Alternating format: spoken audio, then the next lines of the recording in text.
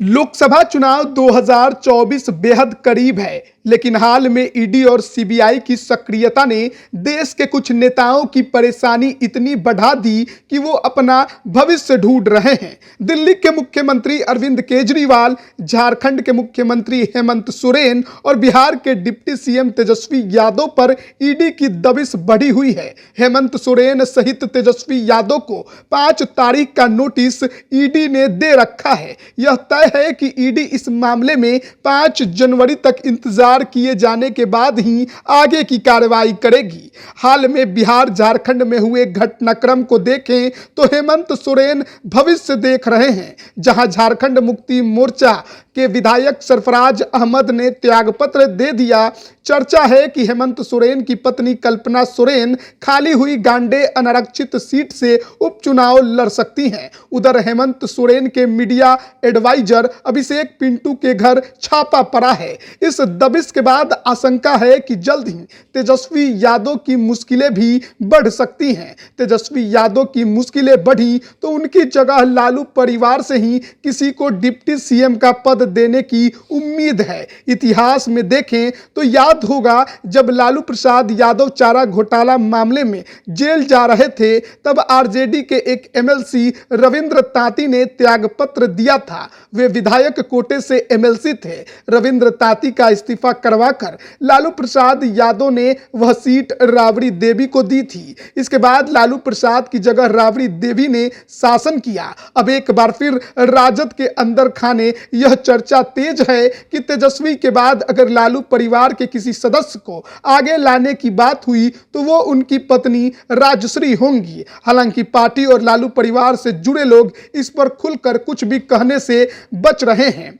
राजनीतिक विश्लेषकों की माने तो हेमंत सोरेन की गिरफ्तारी के आसार बढ़ रहे हैं, तो वो अपनी पत्नी को मुख्यमंत्री बनाना चाहते हैं। इसलिए उन्होंने एक विधायक की सीट भी खाली कराई। झारखंड में बिहार का पैटर्न शुरू होने जा रहा है। इसके अलावा वो बताते हैं कि लालू प्रसाद जब जेल जाने लगे तो राबड़ी देवी को एमएलसी बनाया और फिर मुख्यमंत्री बनाया था। बिहार में तेजस्वी यादव पर दबिश बढ़ रही है। तेजस्वी की गिरफ्तारी अगर होती है तो अपनी पत्नी को डिप्टी सीएम बना सकते हैं। दूसरे पर भरोसा करने का नतीजा नीतीश कुमार देख चुके हैं। जीतन राम मांझी को सीएम बनाकर मांझी को उन्हें हटाना पड़ा था। कुछ दिन पहले ललन सिंह को भी जेडीयू के राष्ट्रीय अध्यक्ष के पद से हटना पड़ा या फिर हटाना पड़ा, यह तो जेडीयू ही जानती है। लेकिन बिहार की राजनीति में हलचल तेज है। एक और बात की चर्चा खूब है कि नीतीश कुमार और लालू प्रसाद व तेजस्वी यादव के बीच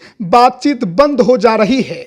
लालू प्रसाद जो चाहते हैं वो नीतीश कुमार नहीं कर रहे, और जो नीतीश कुमार करवाना चाहते हैं वो लालू यादव को पसंद नहीं। ऐसे में राहुल गांधी को बातचीत के लिए बीच बचाव करना पड़ रहा है। बीजेपी यह देख रही है कि वह जब नीतीश कुमार के साथ थी तब बिहार की 40 में लोकसभा की 39 सीटें जीत पाई थी। बीजेपी का टारगेट देश में 400 सीटें हासिल करना है। इस लिहाज से वह नीतीश कुमार को बड़ा प्रलोभन दे सकती है। पिछली बार 2017 में नीतीश कुमार आरजेडी से जब अलग हुए तब ये कहा गया था कि तेजस्वी यादव को अपने आप को पाक साफ साबित करना होगा।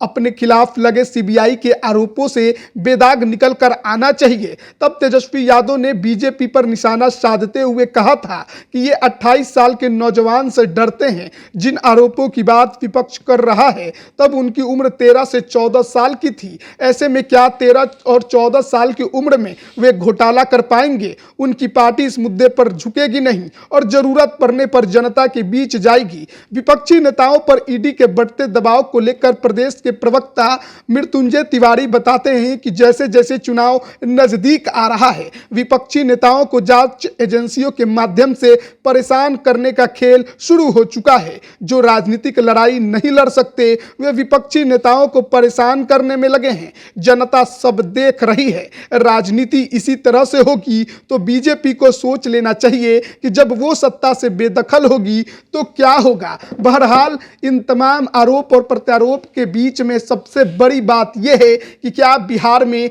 इस बार कुछ बड़ा होने जा रहा है? क्या 5 जनवरी के बाद ईडी तेजस्वी यादव पर बड़ी कार्रवाई कर देगी? और इसका आभास क्या राजद के नेताओं को पहले से हो चुका है? इसीलिए तो शायद राज्यसभा सांसद और आरजेडी के राष्ट्रीय प्रवक्ता मनोज झा ने प्रेस कॉन्फ्रेंस करके ईडी और सीबीआई के अधिकारियों को चेतावनी देने की भी कोशिश की और यह भी कहा था कि 22 जनवरी से पहले बिहार में बहुत कुछ होने जा रहा है और शायद ये डर अब दिख रहा है आरजेडी नेताओं का खुलकर और इसीलिए अब बिहार में राजनीतिक सियासी उलटफेर को लेकर भी कई तरह के चर्चाएं चल रही हैं। लेकिन सबसे बड़ी बात यह है कि अगर तेजस्वी यादव को ईडी गिरफ्तार करती हो तो फिर उप मुख्यमंत्री के पद पर कौन बैठेगा? क्या उनकी पत्नी राजश्री यादव को उप मुख्यमंत्री की कुर्सी पर लालू परिवार